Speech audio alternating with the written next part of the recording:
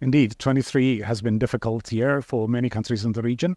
And in particular, what we saw is growth decelerating from 4% last year to 3.3% this year. But there is light on the horizon. In particular, indicators, high-frequency indicators, show activity beginning to pick up in a broad range of countries, majority of countries. So we are projecting growth to accelerate to 4% next year. So there is light on the horizon. And this really largely reflects quite a large number of policy reforms that countries have been pursuing. Fiscal deficits are narrowing. Inflation has started to come down, all against a very difficult external backdrop. So it's to the credit of country authorities that the recovery is resuming. Indeed, 23 has been a difficult year for many countries in the region. And in particular, what we saw is growth decelerating. So our sense is that the external environment will continue to be difficult for the next little while. In this environment, I think it's very important that countries continue on the reforming vein that they've been on in the last few years. Specifically, I think inflation remains high in quite a number of countries, so making sure that inflation continues to decelerate will be important. Second, a number of countries continue to face exchange rate pressures.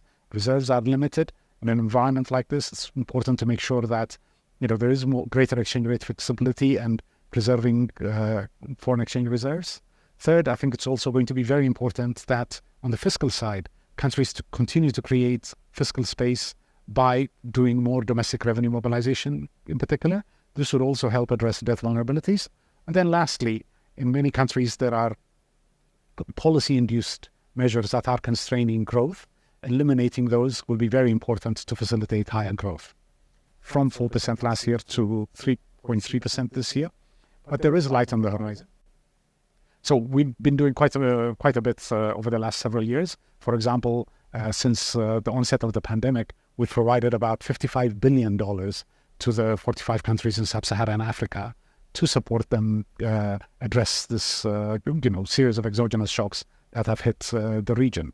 So, but beyond the financing role that we are playing in quite a large number of countries, we also, of course, continue to work with countries to make sure that policies are being calibrated to deal with the external environment, also address a lot of homegrown domestic challenges. And then last but not least, we also provide a significant amount of capacity development assistance to country authorities on how to improve institutions, particularly macroeconomic institutions.